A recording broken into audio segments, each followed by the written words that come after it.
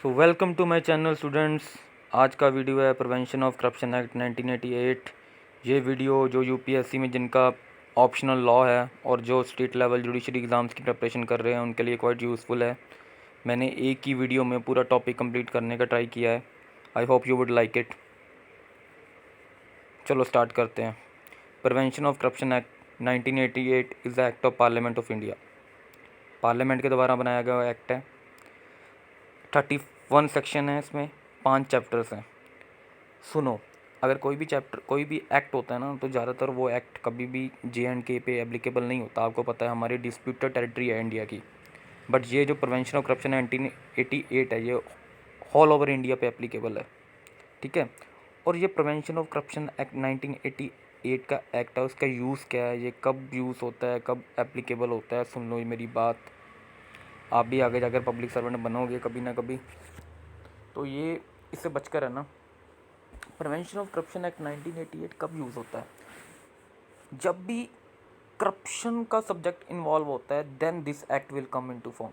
When the subject of the complaint against public servant is corruption, then the public servant act will come into form. ठीक है जी। मतलब जब कोई भी civil servant, कोई भी पब्लिक सर्वेंट करप्शन करता है, तब उसे जो सज़ा मिलती है वो प्रिवेंशन ऑफ करप्शन एक्ट 1988 के अंडर मिलती है। बाकी IPC में अलग से भी इसके लिए सेक्शन है, वो हम आगे जाकर डिस्कस करेंगे। ठीक है जी। अगर कोई कल को किसी पब्लिक सर्वेंट ने, सिविल सर्वेंट ने कुछ और कर दिया, कुछ और गलती कर दी, उसने अपनी पावर का ओवर यूज़ कर दिया, अपनी पावर का अब्यूज़ किया, उसने कुछ मिसकंडक्ट किया, तो इसका मतलब ये नहीं है कि उसको आप प्रिवेंशन ऑफ करप्शन 1988 एक्ट के अंदर घसीट सकते हो। प्रिवेंशन ऑफ करप्शन एक्ट 1988 के अंदर तभी किसी भी ऑफिसर को, किसी भी सिविल सर्वेंट को, गवर्नमेंट सर्वेंट को ट्रैक कर सकते हो अगर उसने करप्शन की हो। ठीक है। तो सबसे पहले इस एक्ट की जो मेन टर्मिनोलॉजीज़ हैं इसको हम समझ लेते हैं। Let's start. ब्राइबरी। ब्राइबरी क्या होता है? ब्राइबरी मतलब रिश्वत, रिश्वत लेना मतलब करप्शन। ब्राइबरी क्या होता है? IPC में 171B सेक्शन में अलग से डिफ़ाइन किया हुआ है ब्राइबरी क्या होता है। सुनो, ब्राइबरी का मतलब क्या होता है। बहुत बड़ी एग्जांपल देता हूँ आपको। पहले ये डेफिनेशन पढ़ लो, डेफिनेशन पढ़ लेती हूँ ब्राइबरी की। Bribery means a person that gives A gratification to any person with the object of inducing him or any other person to exercise any electoral rights or of rewarding any person for having exercise any such rights। ठीक है, समझ में तो आया नहीं होगा, चलो समझाते हैं एग्जांपल लेकर।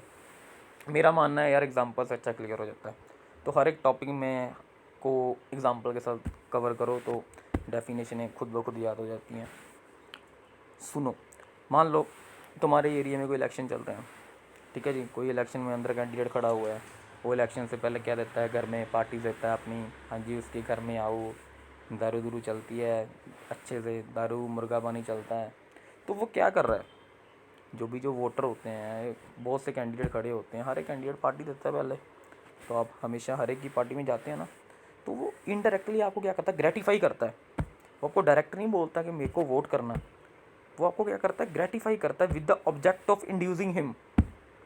वो क्या कर रहा है, आपको इंड्यूस कर रहा है। उसका जो पार्टी देने का जो ऑब्जेक्टिव है, आपको अपने इलेक्शनों से पहले अपने घर के अंदर बुलाकर आपकी सेवा करता है, पानी करता है, ये खाओ जी, वो खाओ जी। उसका ऑब्जेक्टिव क्या है कि आप उसके लिए वोट करो, जो आपका वोटिंग राइट है आप उसके लिए एक्सरसाइज करो। तो इनडायरेक्टली आपको ग्रेटिफिकेशन दे रहा है। ग्रेटिफिकेशन का मीनिंग होता है प्लेजर देना, किसी भी टाइप का प्लेजर देना। ठीक है, इसे बोलते हैं ब्राइबरी। क्लियर है या नहीं, समझ में आ गई? ब्राइबरी का मीनिंग क्या होता है? Bribery means gives a gratification to any person with the object of inducing him to exercise any electoral rights. बस जब भी ब्राइबरी का सामने ब्राइबरी टर्म आ जाए तो ये वाली एग्जांपल याद कर लेना। भैया हमारे मोहल्ले में इलेक्शन थे, मोहल्ले के प्रधान ने घर में बुलाया, अच्छे पानी से हमारी सेवा की। ये नहीं बोला भैया मेरे को वोट करना, वो बोलते यही हैं कि हमने तो काम किया जी, हम कभी वोट नहीं मांगते हैं। लोग हमें खुद वोट करेंगे भैया। अगर लोग तुम्हें खुद वोट करेंगे तो ये पार्टियां क्यों देते फिरते हो? इनडायरेक्टली तो उनको यही बोल रहे हैं ना, बेटा देख लो दारू पिलाई है, वोट करना। ठीक है। अब प्रिवेंशन ऑफ करप्शन एक्ट 1988 में जो ब्राइबरी देता है वो भी दोषी है, जो ब्राइबरी लेता है वो भी दोषी है। ठीक है। Both the person who give the bribe, who take the bribe have been made responsible for this offence. ठीक है जी, इसकी पनिशमेंट सुन लो। पर्सन जो ये वाले ऑफेंस को, कोई भी ये वाला ऑफेंस करता है, मीनिंग अगर कोई भी ब्राइबरी देता है गवर्नमेंट सर्वेंट को, या कोई भी गवर्नमेंट सर्वेंट ब्राइबरी लेता है, उसको 7 साल तक की सज़ा हो सकती है। ठीक है, 7 साल तक की, मतलब मैक्सिमम 7 ईयर। ठीक है जी, समझ में आ गई। तो अब इसकी जो मेन टर्मिनोलॉजी है ना इस prevention of corruption act 1988 act की, ये समझने की ट्राई करते हैं हम, उसके बाद सेक्शन पढ़ लेंगे। सो सेकंड जो टर्मिनोलॉजी है इसकी वो है क्रिमिनल मिसकंडक्ट। क्रिमिनल मिसकंडक्ट, ये सेक्शन 13, ये प्रिवेंशन ऑफ करप्शन एक्ट 1988 का सेक्शन 13 है, उसके अंदर क्रिमिनल मिसकंडक्ट को डिफ़ाइन किया हुआ है। तो यहाँ पर मैंने डिफ़ाइन किया हुआ है, यहाँ पे देखो क्या लिखा हुआ है। As defined under section 13 under the act, criminal misconduct means misappropriation of interested property. नहीं समझ में आया होगा, चलो एक चीज़ और पढ़ाता हूँ, वहाँ से देखना समझ में आता है नहीं आता है।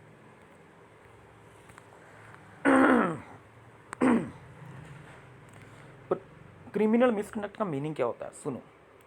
अगर कोई भी गवर्नमेंट सर्वेंट जो उससे लॉफुल कुछ भी सैलरी मिलती है, that is a legal remuneration उसके लिए, अगर उसके अलावा वो किसी भी टाइप का एडवांटेज किसी से भी लेता है, अगर मान लो उसके घर पे कोई गिफ्ट दे गया, ठीक है ना, उसे कोई गिफ्ट दे गया, उसे किसी ने गाड़ी गिफ्ट कर दी, ठीक है ना, वो क्या हुआ, उसका क्रिमिनल मिसकंडक्ट हो गया। इसे बोलते हैं क्रिमिनल मिसकंडक्ट। क्लियर है। किसी भी मतलब लीगल एडवांटेज के अलावा ना कोई भी लीगल रेमुनरेशन होती है उसे, मतलब आप जॉब कर रहा है कोई भी गवर्नमेंट सर्वेंट, उसे सैलरी मिलती है, उसे सरकार की तरफ से जो भी फैसिलिटीज़ मिलती हैं वो सभी क्या है, लीगल रेमुनरेशन है। उसके अलावा एक्स्ट्रा वो अगर किसी से कुछ एक्सेप्ट करता है तो वो क्या होगा, उसका क्रिमिनल मिसकंडक्ट। क्लियर है जी। दूसरी बात ये भी है, क्रिमिनल मिसकंडक्ट का मीनिंग क्या होता है, मान लो आपने किसी भी गवर्नमेंट सर्वेंट को कोई चीज़ दे दी यूज़ करने के लिए, ठीक है ना, उसको पता भी है ये जो बिलोंगिंग्स हैं वो आपकी हैं, बट स्टिल वो दबोच लेता है, अपने पास ही रख लेता है, उसका मिस यूज़ करता है, उसे भी क्या बोलते हैं, criminal misconduct means misappropriation of interested property. Clear है। क्रिमिनल मिसकंडक्ट का मीनिंग क्या होता है, लीगल रेमुनरेशन के अलावा अगर कोई भी कुछ भी चीज़ एक्सेप्ट करता है उसे क्रिमिनल मिसकंडक्ट कहते हैं। ठीक है, जैसे हम कोई भी हमारे लोकल यहाँ पे एसपी डीएसपी उनको दिवाली पे गिफ्ट जो भेजते रहते हैं, ठीक है, वो भी क्या हो गया, क्रिमिनल मिसकंडक्ट हो गया जो वो एक्सेप्ट करते हैं। ठीक है, चलो मान लो आपसे किसी गवर्नमेंट पब्लिक सर्वेंट जो हायर लेवल के होते हैं ना, उन्होंने किसी भी टाइप का आपसे मतलब डिमांड की, किसी भी टाइप की रिश्वत मांग ली, ब्राइबरी मांग ली, रिश्वत मांगी है, ये हमें इतने पैसे दो तब काम होगा। ठीक है, तो भैया आपने उसकी कंप्लेंट कर दी, उस गवर्नमेंट सर्वेंट की आपने कंप्लेंट कर दी, बट जो इन्वेस्टिगेशन एजेंसीज़ हैं ना, वो जो हायर लेवल के गवर्नमेंट सर्वेंट होते हैं ना, उनके ऊपर डायरेक्ट इन्वेस्टिगेशन को आप कोर्ट के अंदर प्रोसिक्यूट नहीं कर सकते, कोर्ट उनके अगेंस्ट में डायरेक्ट एक्शन नहीं ले सकता। समझे मेरी बात भैया। प्रोसिक्यूशन सैंक्शन का मतलब क्या होता है, अगर कोर्ट में आपने किसी भी गवर्नमेंट सर्वेंट के अगेंस्ट उसे प्रोसिक्यूट करना है तो कोर्ट को स्पेशली सेंट्रल गवर्नमेंट या स्टेट गवर्नमेंट से परमिशन लेकर आना पड़ेगा। इसे बोलते हैं सैंक्शन। इसका भी एक पर्पस है, ये वाला जो इंट्रोड्यूस किया, ये वाला जो ये सेक्शन 19 के अंडर आता है, प्रिवेंशन ऑफ करप्शन एक्ट 1988 के, ये इंट्रोड्यूस क्यों किया गया, क्योंकि क्योंकि क्योंकि देखो, मान लो कोई भी गवर्नमेंट सर्वेंट है, दो पार्टीज़ हैं, आप भी उसमें से एक पार्टी हो, और गवर्नमेंट सर्वेंट है, आपका कोई भी जो प्रॉब्लम है, आपका कोई भी जो मैटर है उसे रिजॉल्व करने की ट्राई कर रहा है, तो ऑब्वियसली वो एक पार्टी को रिलीफ देगा। जिस पार्टी को रिलीफ देगा वो खुश होगी, दूसरी पार्टी को रिलीफ नहीं मिलेगा तो आजकल के लोग हमेशा यही सोचते हैं, यार इसने पैसे खाए होंगे, इसने पैसे खाए होंगे, यार इस ऑफिसर ने पैसे खाए। तो हर एक ऑफिसर की, जो किसी को रिलीफ नहीं मिलता उसकी कंप्लेंट कर देता है ऑफिसर की, प्रिवेंशन ऑफ करप्शन एक्ट 1988 के अंदर, इसके अगेंस्ट इन्वेस्टिगेशन करो, इसके अगेंस्ट इन्वेस्टिगेशन करो, इसके अगेंस्ट इन्वेस्टिगेशन करो। अगर कोई थोड़ा सा लॉयर है हमारे जैसा तो वो कोर्ट में जाकर कर देगा, कोर्ट में जाकर इसके ऊपर क्रिमिनल कंप्लेंट डाल देगा कि इसने रिश्वत ली है, रिश्वत ली है। तो अगर तो भैया इस अकॉर्डिंग तो सभी के सभी गवर्नमेंट सर्वेंट के ऊपर ये लिटिगेशन स्टार्ट हो जाएंगी। तो इसीलिए जो गवर्नमेंट ने हमारे सेंट्रल ऑफ इंडिया थी जो पार्लियामेंट थी, जब उन्होंने ये एक्ट बनाया, इसमें अमेंडमेंट की, तो उसने उन्होंने ये सेक्शन 19 डाला कि अगर जो हायर लेवल के जो ऑफिसर होते हैं उनके अगेंस्ट कोर्ट में अगर कोई भी केस चलता है, कोई भी इन्वेस्टिगेशन स्टार्ट करनी है, तो सबसे पहले हमें सेंट्रल गवर्नमेंट और स्टेट गवर्नमेंट से परमिशन लेनी पड़ेगी। ठीक है जी। इतना भैया इतना ख़तरनाक नहीं है, इनके ऊपर इन्वेस्टिगेशन स्टार्ट करवाना, ये बहुत बड़ी मछली होते हैं ये। चलो ठीक है, बाद में सेक्शन के थ्रू मैं बता दूंगा ये वाला प्रोसिक्यूशन सेक्शन किस सेक्शन के अंदर आता है, क्रिमिनल मिसकंडक्ट किस सेक्शन के अंदर आता है, क्योंकि ये इस एक्ट के सेक्शन ही पढ़ने हैं हमने आगे जाकर। सबसे पहले ये मेन जो टर्मिनोलॉजीज है ना ये पढ़ लो, आगे जाकर सेक्शन याद करने ईजी हो जाएंगे। तो देखो, ये जो प्रिवेंशन ऑफ करप्शन एक्ट 1988 के अंदर जो केसेस आते हैं ना, उसमें टाइम लिमिट भी दी हुई है। अगर मान लो कोर्ट में कोई भी किस्म का केस आता है, तो कोर्ट को भैया, अगर किसी भी जज की कोर्ट के अंदर स्पेशल केस आया, वो प्रिवेंशन ऑफ करप्शन 1988 का केस आया, तो कोर्ट को विद इन 2 ईयर्स ये ट्रायल को कंप्लीट करना होता है। ठीक है, ये कोर्ट को मतलब एक अकॉर्डिंग बाउंडेशन होती है, हो जाती है टाइम लिमिट की। बाकी केसों का तो पता नहीं, इस केस में तो भैया उनके पास, जजेस के पास ये होता है भैया, ये प्रिवेंशन ऑफ करप्शन एक्ट 1988 बनाया हुआ है, इसके अंदर मैक्सिमम 2 साल में मेरे को सब कुछ कंक्लूड करना है। अब मान लो कभी कभी डिले हो जाता है, ठीक है, डिले हो जाता है तो जज नो डाउट एक्सटेंड कर सकता है, एक टाइम पे 6 मंथ और एक्सटेंड कर सकता है। जैसे पहले 2 साल था, 2 साल में वो कंक्लूड जज नहीं कर पाया तो उसने 6 महीने एक्सटेंड कर लिया। बट जब भी वो एक्सटेंड करेगा ना जज, तो उसे रिटर्न में रीज़न देना पड़ेगा। ठीक है, कोर्ट को रिटर्न में रीज़न देना पड़ेगा। तो कितना हो गया, अब 6 महीने और एक्सटेंड हो गया, तो भैया 6 महीने में भी जज से नहीं हो पाया, कोई ना कोई रीज़न हो जाता है, मतलब सामने वाले चालान नहीं पेश कर पाए, थोड़े से क्रॉस वगैरह नहीं हो पाया विटनेसेस का, तो क्या हो जाता है, तो 6 मंथ और एक्सटेंड हो गए। तो आपके टोटल कितना एक्सटेंड हो गया, 2 साल पहले वाले 2 बार एक्सटेंशन होगी 6 मंथ, टोटल 3 साल हो गया। तो कितने टाइम तक ये एक्सटेंड कर सकते हैं, मैक्सिमम ऑफ 4 ईयर्स, मतलब 4 साल तक कोई भी कोर्ट इस केस को एक्सटेंड कर सकती है। ठीक है, वैसे तो जो लिमिट है वो 2 ईयर्स की है, एक्स्ट्रा 2 ईयर्स मिले हुए हैं, बट 6 मंथ के बाद आपको परमिशन लेनी पड़ती है। ठीक है जी, और एक बार पढ़कर सुना देता हूँ आप लोगों को। क्रिमिनल मिसकंडक्ट क्या होता है, it is defined under section 13 of this act. Criminal misconduct means miss appropriation of interested property. ठीक है, अब करते हैं प्रोसिक्यूशन सेक्शन, वही परमिशन वाला। It is defined under section 19 of PCA 1988। ठीक है, it is needed for prosecution for offences under the act for all serving और रिटायर्ड ऑफिशियल। भैया अगर कोई भी गवर्नमेंट सर्वेंट है ना, जैसे IPS है, IAS है, अगर तो वो सर्विंग कर रहा है अभी, मतलब सर्व कर रहा है, अगर रिटायर्ड भी हो चुका है ना, तो भैया स्टिल ये वाला एक्ट एप्लीकेबल होगा। अगर आप लोग मान लो कोई सिविल सर्वेंट रिटायर हो गया, आपने उसके पुराने चिट्ठे खोल लिए, उसने पहले करेक्शन की थी, फिर भी ये वाला एक्ट, फिर भी उसके आगे अब सोचोगे अब तो ये IPS नहीं रहा, इसके अगेंस्ट डायरेक्ट इन्वेस्टिगेशन मार्क हो जाएगी, नहीं भैया नहीं, सेक्शन 19 तब भी एप्लीकेबल होगा, तब भी आपको अगर तो वो स्टेट का एम्प्लॉय है, PCS है, जैसे पंजाब गवर्नमेंट के अंडर काम कर रहा है, तो आपको पंजाब गवर्नमेंट की परमिशन लेनी पड़ेगी। अगर तो वो ऑल इंडिया सर्विस के अंडर है, तो आपको सेंट्रल गवर्नमेंट की परमिशन लेनी पड़ेगी। ठीक है जी, तो थर्ड पॉइंट था time limit of cases. Court have a court have to complete a trial of offences within 2 years, जो मैंने आपको बताया था, बेसिक लिमिट 2 ईयर्स की है। ठीक है, after recording reason for the delay the court could extend this duration 6 month at a time up to maximum of 4 years. ठीक है, 2 साल तक तो करना ही करना, 2 साल में नहीं हुआ तो 6 महीने बढ़ा सकते हो आप, बट आपको रीज़न देना पड़ेगा। 6 महीने भी नहीं हो, फिर 6 महीने बढ़ा लिए, फिर आपको रीज़न देना पड़ेगा, फिर नहीं होगा, फिर 6 महीने बढ़ा लिए, फिर रीज़न देना पड़ेगा, फिर नहीं हुआ, फिर भी 6 महीने बढ़ा लिए, रीज़न देना पड़ेगा। भैया आप 4 साल पूरे हो गए हैं। ठीक है, इसके बाद में नहीं बढ़ा सकते। ठीक है जी, सुन लो मेरी बात। प्रिवेंशन ऑफ करप्शन एक्ट 1988 में क्रिमिनल ऑर्गेनाइजेशन को भी कवर किया हुआ है। क्रिमिनल ऑर्गेनाइजेशन में क्या होता है, मान लो आप किसी कंपनी में काम कर रहे हो, आप उस कंपनी के एम्प्लॉय हो, ठीक है ना, आप मैनेजर हो कंपनी में, मान लो आप HR मैनेजर हो, आपकी जो कंपनी आपको कहती है ये पता क्या होता है कंपनीज में ना, जो लेबर की कंपनीज होती है ना, वहाँ पे जो लेबर इंस्पेक्टर होता है ना, वो मतलब हर एक मंथ ऑडिटिंग करने आते हैं कि ये मतलब प्रॉपर कंपनी लेबर लॉज को फॉलो कर रही है या नहीं कर रही है, तो ऑडिटिंग करवानी पड़ती है। तो वो भी गवर्नमेंट सर्वेंट होते हैं।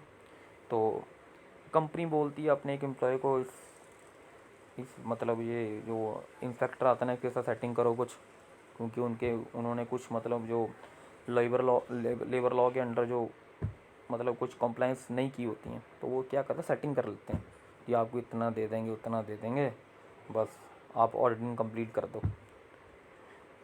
तो इस केस में जो एम्प्लॉय है, जो ब्राइबरी ऑफर कर रहा है गवर्नमेंट सर्वेंट को, ठीक है ना, वो भी क्या होगा, वो भी दोषी होगा। और जो कमर्शियल ऑर्गेनाइजेशन है जिसने उन्हें बोला हुआ है ये चीज़ करने के लिए, वो भी क्या होगा, वो भी दोषी होगी। क्लियर है या नहीं? मतलब जो डायरेक्टर है वो भी दोषी होगा, और जो एम्प्लॉय है वो भी दोषी होगा। ठीक है जी। कमर्शियल ऑर्गेनाइजेशन के केस में this act prescribe punishment for both the directors as well as the employees working in the commercial organisation. नहीं तो उनके ऊपर फाइन लग जाएगा, ठीक है, नहीं तो उनको पनिशमेंट दी जाएगी, फाइन भी दिया जाएगा, पनिशमेंट भी दी जाएगी। ये डिपेंड करता है कोर्ट के ऊपर। क्लियर है या नहीं? सुन लो मेरी बात।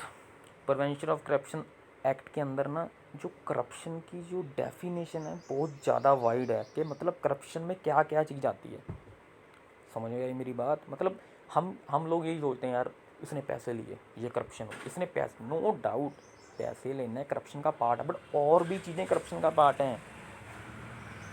ठीक है, मान लो आप कल को आईपीएस लग गए, आपने मतलब किसी को फेवर कर दिया केस में, मैं बोला सर बहुत खुश हुए, दिवाली पे आपको घर पे न्यू ऑडी पहुंच जाएगी, आपको ऑडी गिफ्ट कर दी किसी ने, ठीक है ना।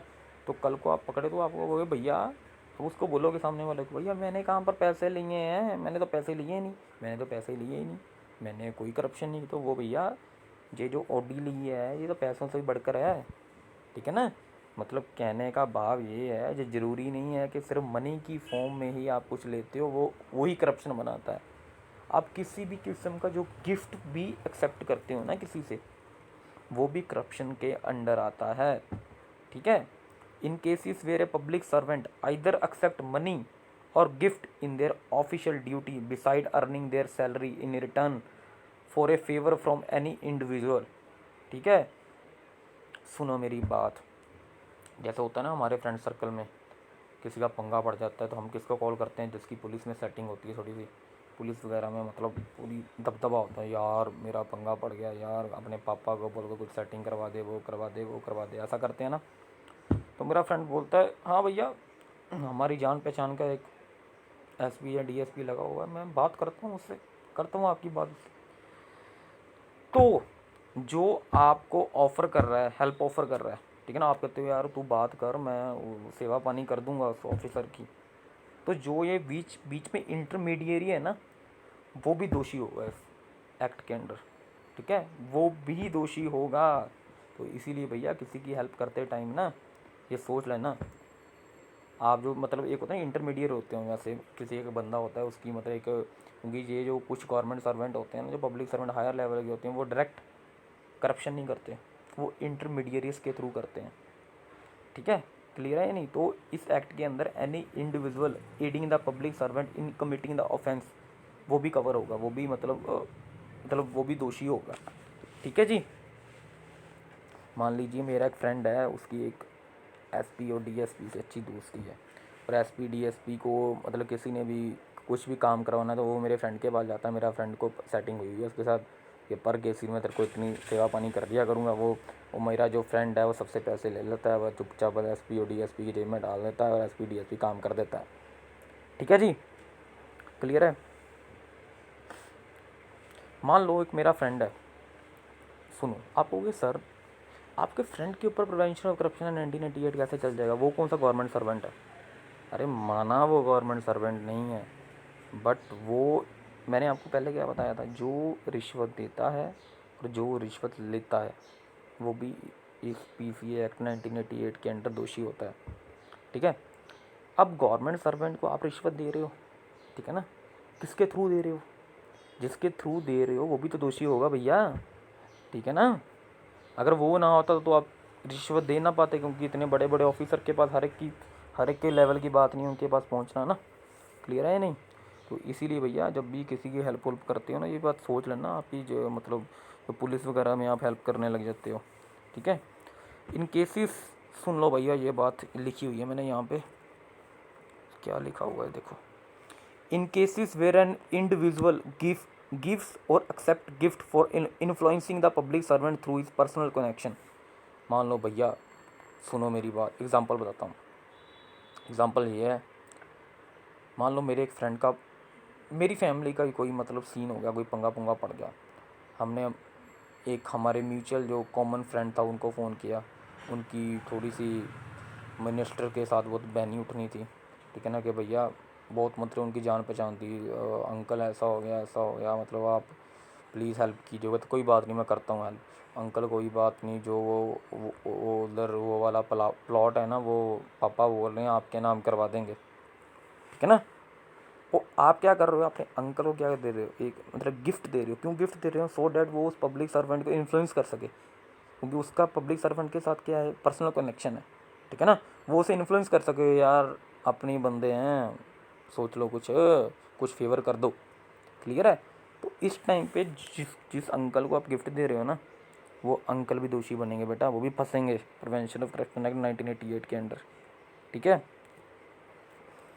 सो वो केसेस जहाँ पे पब्लिक सर्वेंट इंडल्ज होता है ब्राइबरी को एक्सेप्ट करने में और करप्शन करता है, किसी के साथ बिजनेस रिलेशन होता है, तब भी वो फंसता है। क्लियर है या नहीं? क्लियर हो गया या नहीं भाई? बेसिक टर्मिनोलॉजी थी, एक बार रिवाइज करवा देता हूँ, अगर पूछना है तो पूछ लो। क्रिमिनल मिसकंडक्ट का मीनिंग क्या होता है? अगर आप जो लीगल रेमुनरेशन होता है सैलरी के अलावा, अगर आप कोई भी किसी भी किस्म का आप फेवर किसी से लेते हो, किसी भी किस्म का फेवर, कोई भी किसी भी किस्म का गिफ्ट लेते हो, ठीक है, अपने पब्लिक ऑफिस की ड्यूटी डिलीवर करने के लिए, तो वो क्रिमिनल मिसकंडक्ट के अंडर आएगा। अगर आपने किसी कोर्ट के अंदर आपने प्रोसिक्यूट करना है किसी भी गवर्नमेंट सर्वेंट को, तो स्पेशल स्टेट गवर्नमेंट और सेंट्रल गवर्नमेंट की परमिशन लगती है। और जो केसेस होते हैं कोर्ट में, जो गवर्नमेंट सर्वेंट के ऊपर करप्शन के जो केसेस चलते हैं, उनके ऊपर जो लिमिट होती है 2 साल के अंदर इस केस को ख़त्म करना है, ट्रायल कंप्लीट करना है। बट ये भी प्रोविज़न है कि एक्सटेंड भी कर सकते हो 6 मंथ, बट जज को क्या देना पड़ेगा, रिटर्न में लिख कर देना पड़ेगा। मैक्सिमम 4 ईयर्स तक आप एक्सटेंड कर सकते हो। क्लियर है जी? कमर्शियल ऑर्गेनाइजेशन ये होता है, अगर आप किसी कंपनी में काम कर रहे हो, आपकी कंपनी कहती है कि किसी पब्लिक गवर्नमेंट सर्वेंट को जाकर इंड्यूस करो, सो डैट कंपनी का कोई पर्सनल पर्पस पूरा हो सके, आप ब्राइबरी ऑफ़र करते हो गवर्नमेंट के बिहाफ पे, अपनी कंपनी के बिहाफ पे किसी भी गवर्नमेंट सर्वेंट को ब्राइबरी ऑफ़र करते हैं, तो कल को आप ये नहीं बोलोगे कि भैया मेरे को तो मेरे डायरेक्टर ने कहा था, मैं तो बस सिर्फ मैं तो अपने डायरेक्टर का एजेंट था, मैं तो सिर्फ काम कर रहा था, मेरा डायरेक्टर रिस्पॉन्सिबल है। नहीं, नो डाउट डायरेक्टर रिस्पॉन्सिबल है, आप भी रिस्पॉन्सिबल है। आपको पता है ये एक्ट जो है लॉफुल नहीं है किसी को प्राइबरी देना, तो आप भी क्या हैं, आप भी दोषी हैं इस केस के अंदर, ठीक है जी। तो आपको बाकी मैंने बता दिया हुआ है भैया कि जो सिफारशी जो होते हैं ना, जो लोगों की सिफारिशें कंप्लीट करते हैं, जो मतलब जिनका इन्फ्लुएंस होता है किसी मतलब पर्सनल रिलेशंस होते हैं पब्लिक सर्वेंट्स के साथ, वो मतलब कभी भी अपने पर्सनल रिलेशन को यूज़ करने से पहले ये सोचते हैं, कल को आपकी कंप्लेंट हो जाती है, पता लग जाता है कि आपने कोई गिफ्ट लिया था किसी से। मान लो बताता हूँ आपको, एग्जांपल बताता हूँ। मान लो कोई भी कोर्ट है, कोर्ट में आपका केस चल रहा है, ठीक है ना, और केस चल रहा है, जो जज सुन रहा है उस जज की रिश्तेदारी से आपके म्यूचुअल रिश्तेदार के साथ है, आपके किसी म्यूचुअल रिश्तेदार के साथ है, आपके किसी म्यूचुअल फ्रेंड के साथ है, ठीक है ना। तो आप कल को अपने फ्रेंड को कहकर जज से किसी भी किस्म का फेवर लेते हो, तो आपका जो फ्रेंड होता है वो भी कल को फंसेगा भैया, ठीक है। चलो सेक्शन स्टार्ट करते हैं। सेक्शन 2D सबसे इम्पोर्टेंट है, अनड्यू एडवांटेज। इसके अंदर अनड्यू एडवांटेज को एक्सप्लेन किया हुआ। अनड्यू एडवांटेज का मीनिंग क्या होता है? सैलरी को छोड़कर, सैलरी को छोड़कर अगर कोई भी चीज़ पब्लिक सर्वेंट किसी से एक्सेप्ट करता है, it is all undue advantage. The undue advantage means any gratification other than legal remuneration. Gratification is not limited to just money, ठीक है, मैंने पहले भी बता चुका हूँ। लीगल रेमुनरेशन का मतलब क्या होता है, जो गवर्नमेंट देती है उनको, ठीक है ना, गाड़ी का खर्चा, पेट्रोल का खर्चा, बाकी खर्चे, वो सभी लीगल रेमुनरेशन है। उसके अलावा अगर कोई बाहर वाला अगर गाड़ी गिफ्ट कर गया, वो कर गया, वो सभी किसके अंडर आएगा, अनड्यू एडवांटेज के अंडर आएगा। Public servant means who are appointed by the government और not who are in the actual possession of the situation. चलो ये भी हो जाता है ना, कभी पब्लिक सर्वेंट को हम उसी इंसान को पब्लिक सर्वेंट कहते हैं जिसको गवर्नमेंट ने अपॉइंट किया होता है, पर कभी कभी सिचुएशन के अकॉर्डिंग जो पर्सन गवर्नमेंट ने अपॉइंट नहीं किए होते वो भी उस टाइम पब्लिक सर्वेंट ही होते हैं, सिचुएशन के ऊपर डिपेंड करता है, ठीक है। मतलब ये मतलब प्रॉपर सेक्शन 2D का कहने का मतलब क्या है, सिर्फ पैसा देना ही अनड्यू एडवांटेज नहीं है, पैसे के अलावा भी आप गवर्नमेंट सर्वेंट को अनड्यू एडवांटेज दे सकते हो, ठीक है ना। ये लास्ट वाली लाइन पढ़ लो, नॉन पेकुनियरी और non monetary consideration such as gift और favour not estimable in terms of money are also covered under undue advantage. Gift वगैरह भी अनड्यू एडवांटेज कवर होते हैं, ठीक है जी। कल को कोई भी गवर्नमेंट सर्वेंट बोले ना खड़ा होकर, भैया मैंने तो रिश्वत ली ही नहीं, बताओ मेरा अकाउंट चेक कर लो कहाँ पर मेरे अकाउंट में पैसे हैं, तो उसे बोलो भैया ये तेरे घर पे जो गाड़ी खड़ी है, नहीं ये क्या है, ठीक है। सेक्शन 2D क्लियर है। अब सेक्शन 3 पे आते हैं। सेक्शन 3 होता है कि आपको मैंने बोला है प्रिवेंशन, जैसे ना आपको बताता हूँ, जैसे पोक्सो एक्ट हो गया, ये पोक्सो एक्ट के अंदर स्पेशली जो रेप के चार्जेस होते हैं उनके लिए ना स्पेशल कोर्ट्स बनी होती हैं, क्लियर है। मतलब उनके लिए स्पेशल कोर्ट्स हैं, जैसे फैमिली कोर्ट्स होती हैं, जो फैमिली केसेस होते हैं, जो मतलब मैरिज डिस्प्यूट्स होते हैं, डोमेस्टिक वायलेंस के केस होते हैं, उनके लिए स्पेशल हमारे कोर्ट के अंदर फैमिली कोर्ट्स बनी होती हैं। हर एक जज को मतलब स्पेसिफिक अपॉइंट किया होता है। इसीलिए जो प्रिवेंशन ऑफ करप्शन 1988 के अंदर जो भी केसेस होते हैं ना वो कोर्ट में जाते हैं ना, वहाँ पर एक डेडिकेटेड जज होते हैं, 2-3 जजेस होते हैं जो सिर्फ और सिर्फ इससे डील करते हैं, इसी केसेस से डील करते हैं। उनके बेंच के ऊपर यही केस लगता है, जो corruption prevention of corruption act के केसेस ही लगेंगे उनके ऊपर।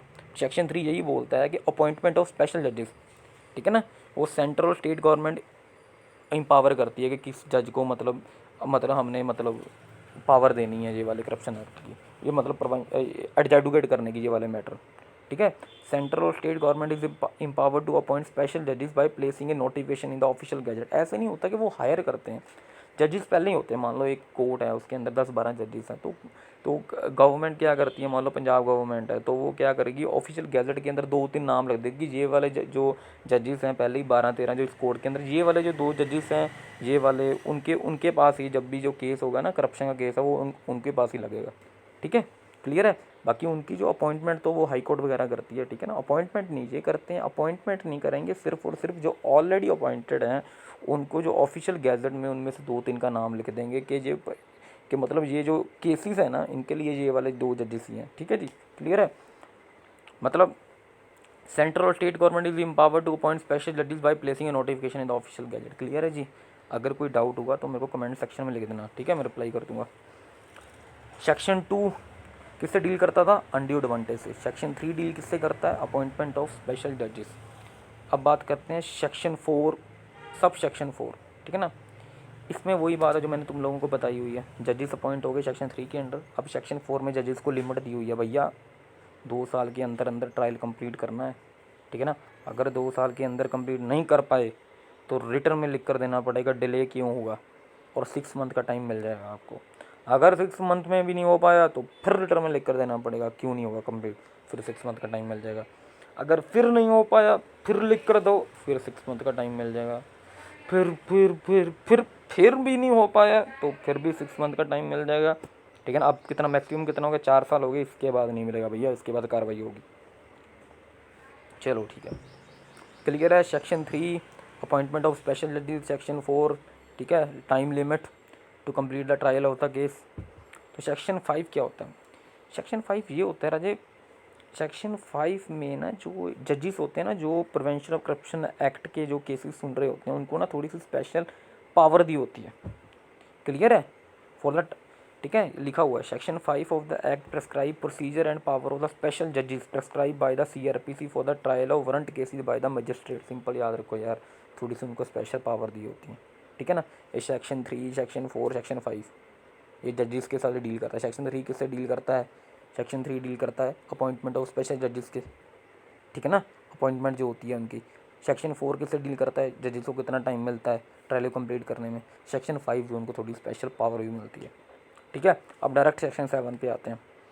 अब सेक्शन 7 क्या बोलता है? सेक्शन 7 बोलता है public servant who obtain the undue advantage as a reward for the improper dishonest performance of a public duty. सुनो मेरी बात, सेक्शन 7 की एग्जांपल देता हूँ। मान लो सेक्शन 7 में क्या है? सेक्शन 7 में एक लड़का है एक लड़की है, ठीक है ना, दोनों हस्बैंड और वाइफ हैं, दोनों का हो गया झगड़ा जी, दोनों का क्या हो गया, झगड़ा हो गया, वाइफ ने कंप्लेंट कर दी, वो कंप्लेंट एक एसपी के बेंच पे मार्क होगी, ठीक है ना, मतलब उस एसपी को असाइन हुई है कि भाई तू देख क्या मैटर है इनका, ठीक है ना। वो क्या करता था, वो एसपी था जो उसका लड़की का हस्बैंड था, उसके साथ उसका कुछ कनेक्शन था, मतलब फ्रेंडशिप वगैरह रिलेशनशिप थे। तो वो क्या करता था, वो एसपी को कभी कहता था यार आप इस कंप्लेंट में कुछ दम दुम नहीं है, तू बंद कर दे। तो वो एसपी बंद कर देता था, उसके बदले वो क्या करता था, एसपी को कभी घर पे ये वाली जीन भेज दी, ठीक है ना, कभी मतलब बाइक भेज दी कोई गिफ्ट पे, वो भेज दिया, कभी गोल्ड के सिक्के भेज दिए, वो भेज दिए, ठीक है ना। तो मतलब ये क्या हुआ, मतलब वो एसपी ने अनड्यू एडवांटेज ऑब्टेन किया। अनड्यू एडवांटेज आपको बताया था मैंने, सिर्फ और सिर्फ मनी तक, मॉनिटरी टर्म्स तक लिमिटेड नहीं है, ठीक है। उसे किसी भी किस्म का रिवार्ड दिया ना उसने, मतलब उसने एसपी ने क्या की, कंप्लेंट बंद की, कंप्लेंट बंद कर दी उसकी। लड़की को सुना होगा था नहीं नहीं बस जो एलिगेशन थे वो झूठे हैं, कंप्लेंट बंद कर दी, लड़के को फेवर कर दिया। अगले महीने दिवाली थी, उस लड़के ने उसको क्या दिया यार, बढ़िया से एसपी साहब को गाड़ी, गाड़ी नहीं यार, गाड़ी नहीं बाइक गिफ्ट की, ठीक है ना। तो मतलब ये कि पब्लिक सर्वेंट ने क्या किया, ऑब्टेन किया undue advantage as a reward for the dishonest performance of public duty, है ना भैया, डिसऑनेस्ट परफॉर्मेंस ही हुई। अच्छे से जो कंप्लेंट है, जो कंप्लेंट के फैक्ट्स हैं उनको एनालाइज नहीं किया, कुछ नहीं किया, किसी किस्म की कार्रवाई नहीं की, सिंपल कंप्लेंट को बंद कर दिया, क्लोज कर दिया, डिस्पोज ऑफ कर दिया, ठीक है। तो इसका मतलब क्या होता है, उसने क्या किया, इम्प्रॉपर बिहेवियर किया, ठीक है। मतलब इम्प्रॉपर बिहेवियर, डिसऑनेस्ट परफॉर्मेंस दी, इम्प्रॉपर परफॉर्मेंस दी, ठीक है। किसके लिए? इलीगल गेन के लिए। किसके लिए? इलीगल गेन के लिए। मतलब क्या किया यार, ब्राइबरी ली ना, करप्शन की ना, सिंपल सेक्शन 7 यही डिफाइन करता है। तो कितने साल की सज़ा होती है? 3 साल से लेकर मैक्सिमम 7 साल तक सज़ा होती है। मिनिमम 3 साल और मैक्सिमम 7 साल। क्लियर है जी? कोई डाउट पूछ लो, दोबारा सेक्शन रिवाइज करवा देता हूँ, ठीक है जी। सेक्शन 2 अनड्यू एडवांटेज के साथ डील करता था। लग गया पता, अनड्यू एडवांटेज की डेफिनेशन दी हुई, मतलब अनड्यू एडवांटेज में सिर्फ और सिर्फ मनी नहीं आती, गिफ्ट्स भी आते हैं, ठीक है। लीगल रेमुनरेशन के अलावा कोई भी चीज़ होगी वो सेक्शन 2D के अंडर आएगी। सेक्शन 3 इस केस में जो करप्शन के जो केसेस होते हैं उनके लिए जजेस की स्पेशल अपॉइंटमेंट होती है, वो कौन करती है? सेंट्रल गवर्नमेंट और state government. Section 4 sub section 4 वो किससे डील करता है? लिमिट्स के साथ, मतलब जज कोर्ट के अंदर कितनी लिमिट होती है, मतलब डिस्पोज ऑफ करने की, ट्रायल कंप्लीट करने की 2 ईयर्स होती है, ठीक है ना। बाकी एक्सटेंड भी कर सकते हो, मैक्सिमम 4 ईयर्स तक एक्सटेंड कर सकते हो, ठीक है जी। सेक्शन 5, सेक्शन 5 जो स्पेशल पावर देता है जजेस को, ठीक है जी। सेक्शन 7 जो बताता है कि पब्लिक सर्वेंट जो भी कोई अनड्यू एडवांटेज ऑब्टेन करता है तो उसे बोलते हैं कि वो करप्शन कर रहा है, ठीक है जी, उसे बोलते हैं इम्प्रॉपर परफॉर्मेंस, ठीक है। मतलब हम कहेंगे ना, अगर सामने वाले को आपने कहा कि इसने इम्प्रॉपर परफॉर्मेंस है इस गवर्नमेंट सर्वेंट की, ये डिसऑनेस्ट है, तो डिसऑनेस्ट है तो उसको किसी बेसिस पे प्रूफ करोगे ना वो डिसऑनेस्ट है, ठीक है। तो डिसऑनेस्ट कैसे आप प्रूव करोगे? अगर उसने कोई अनड्यू एडवांटेज लिया होगा, किसी से ऑब्टेन किया होगा ना।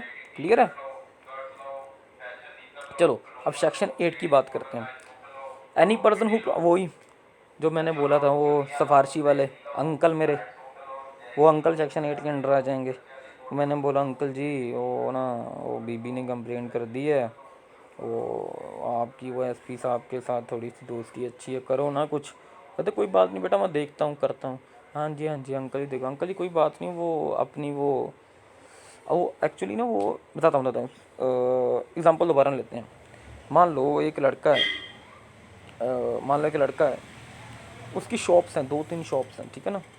2-3 शॉप्स को उसके जो अंकल ने उनसे रेंट में लिया हुआ है, ठीक है ना। मान लो हमारी 2-3 शॉप्स हैं, हमसे वो अंकल ने रेंट में ली हुई हैं, ठीक है। हम क्या हैं, वो लैंड ओनर है, ठीक है, हमको वो रेंट देते हैं। बट उनकी उनकी मतलब पुलिस में और ऑफिसर गवर्नमेंट सर्वेंट के साथ फ्रेंडशिप बहुत अच्छी है, ठीक है ना। तो मान लो हमारा किसी दूसरे किराएदार के साथ सीन हो गया, ठीक है ना, उसने भैया कंप्लेंट कर दी हमारे अगेंस्ट, हम वो अंकल के पास गए, अंकल कुछ करो, उसने कंप्लेंट दे दी, हमारे अंकल कहते कोई बात नहीं बेटा मैं करता हूँ कुछ, जहाँ तक घबराओ मत, कोई बात नहीं, मैं देख लूँगा सब कुछ।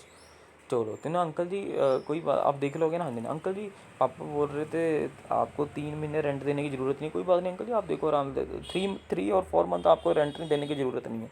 सीधा नहीं बोला, 3 और 4 मंथ रेंट देने की ज़रूरत नहीं है। तो मैंने क्या किया, उसे अंडी एडवांटेज दे दिया ना अंकल को। और अंकल अंकल अपना क्या करेगा, अपना जो पर्सनल जो रिलेशन है यूज़ करेगा मेरा काम करवाने के लिए ना। तो मैंने उसे अंडी एडवांटेज दे दिया, ठीक है ना। तो वो फिर अंकल जो अपना जो पर्सनल रिलेशनशिप है वो यूज़ करेगा, सो डैट वो गवर्नमेंट सर्वेंट है जो वो इम्प्रॉपर परफॉर्मेंस दे, ठीक है ना, वो अपनी पब्लिक ड्यूटी परफॉर्म ना करे, आपके ऊपर जो बनती कार्रवाई ना करे। क्लियर है। तो ये सेक्शन 8 के अंडर कवर होता है। तो मैं पढ़कर सुना देता हूँ, वही अंकल वाली एग्जांपल याद कर लिया करो। Any person who promise to give undue advantage to another person as a motive और reward to induce a public servant.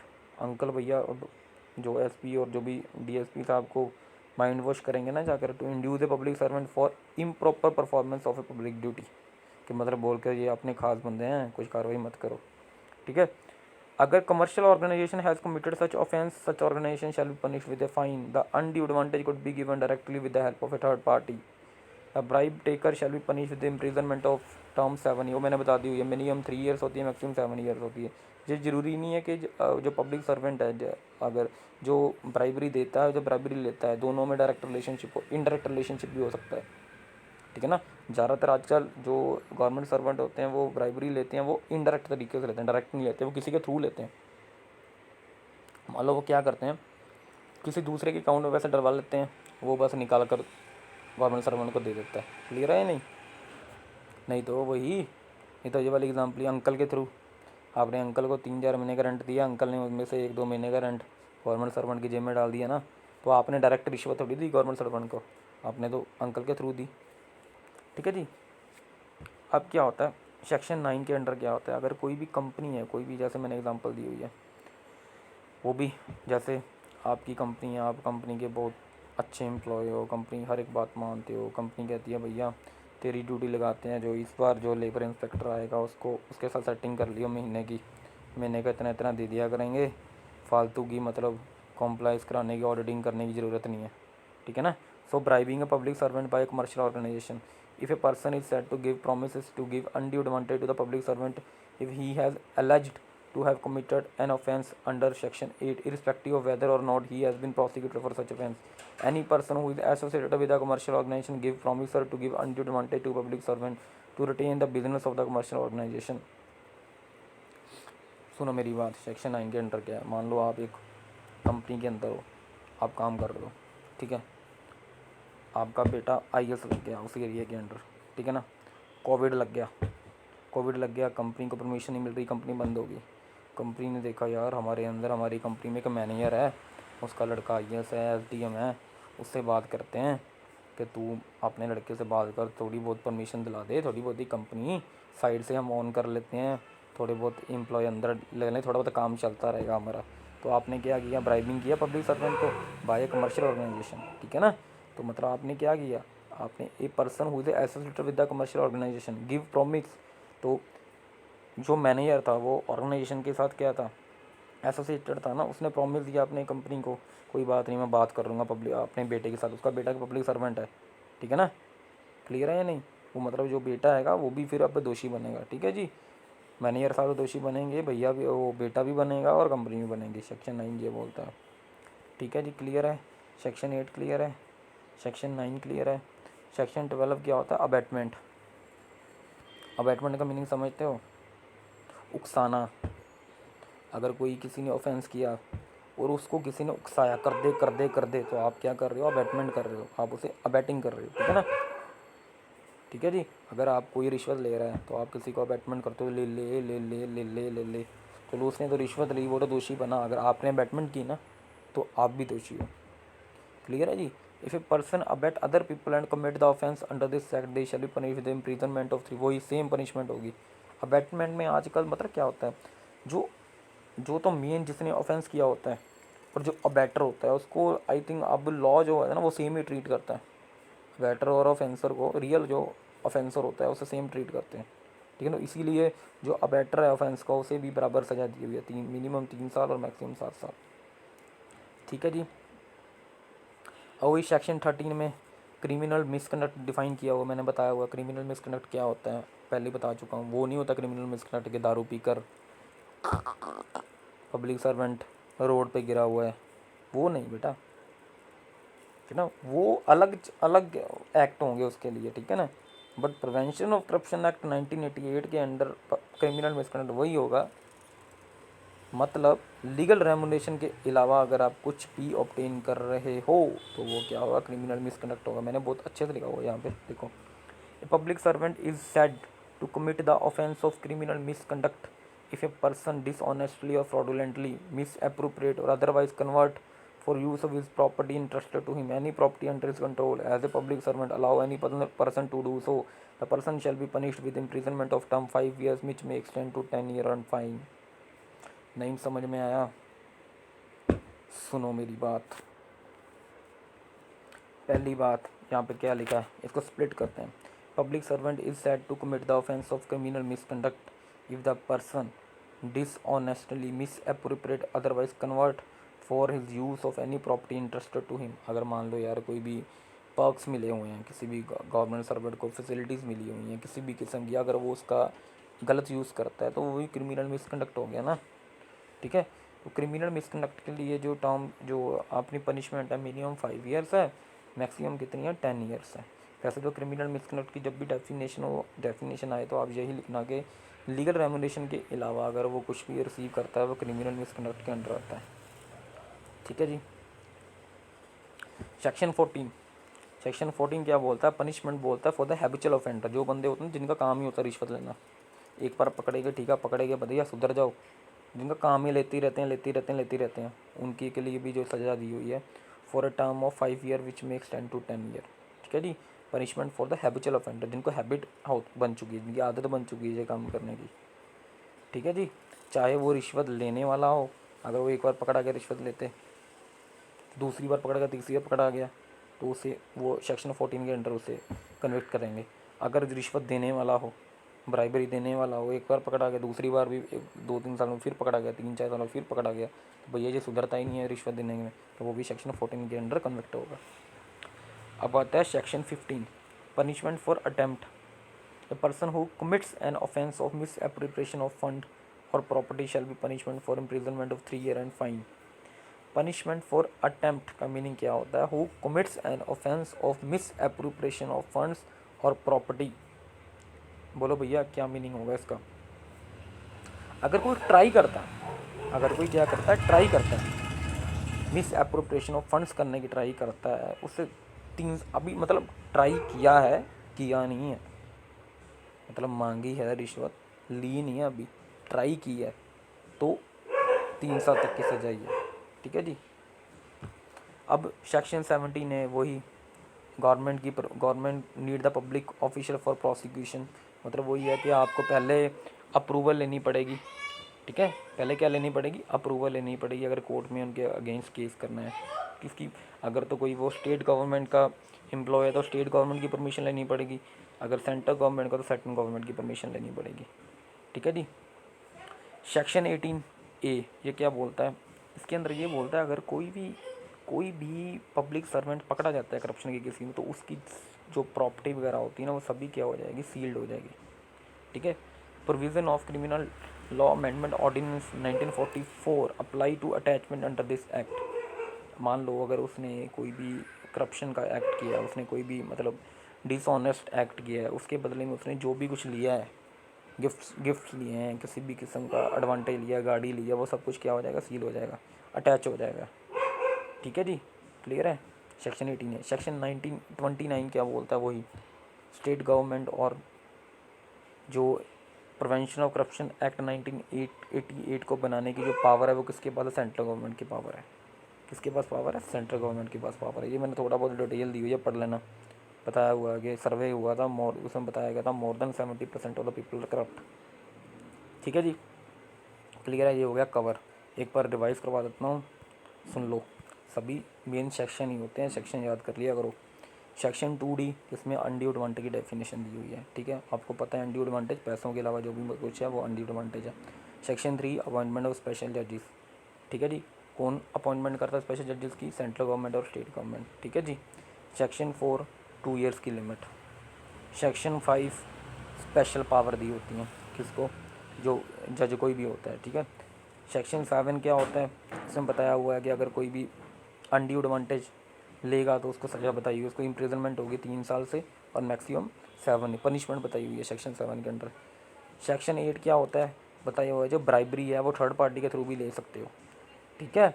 Any person promise to give undue मतलब सेक्शन 8 जो ब्राइबरी ऑफर करता है, जो ब्राइबरी पब्लिक सर्वेंट ने bribery लेनी होती है उसको हेल्प करता है, ठीक है, जैसे वही हमारे अंकल जी वाले एग्जांपल।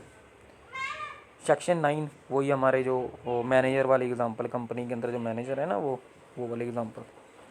सेक्शन 12 अबेटमेंट, वो मतलब वो अगर वो कोई ऑफेंडर है जो ऑफेंस कर रहा है उसको अबेट कर रहा है, वो दोनों सेम ट्रीट होंगे। सेक्शन 13 क्रिमिनल मिसकंडक्ट, जो पहले ही समझा चुका हूँ। सेक्शन 14 हैबिचुअल ऑफेंडर, जिसको आदत ही पड़ चुकी है रिश्वत लेने की और रिश्वत देने की, ठीक है जी। सेक्शन 15 वही जो मिस अप्रोप्रिएशन फंड करता है, जो अटैम्प्ट करता है, अभी लिया नहीं अटैम्प्ट करता है। सेक्शन 17 है वही, पहले ही आपको प्रायर परमिशन लेनी पड़ेगी सेंट्रल गवर्नमेंट और स्टेट गवर्नमेंट की, अगर किसी भी सिविल सर्वेंट को, किसी भी गवर्नमेंट सर्वेंट को हायर लेवल के अगर कोर्ट के अंदर प्रोसिक्यूट करना है, ठीक है जी। सेक्शन 18A अगर कोई भी सिविल जो गवर्नमेंट सर्वेंट है पकड़ा जाता है करप्शन के चार्जेस में, अब उसने जो कुछ भी लिया हुआ है, ठीक है, उसने जो कुछ गाड़ी गुड़ी जो पैसे वैसे लिए थे वो सभी क्या होगा, अटैच हो जाएंगे, ठीक है। सेक्शन 29 पावर किसके पास है? रूल्स बनाने की सेंट्रल गवर्नमेंट के पास पावर है, ठीक है जी। बस जी, थैंक यू राजे। फीडबैक बताना कमेंट्स के अंदर कैसे लगी वीडियो आपको।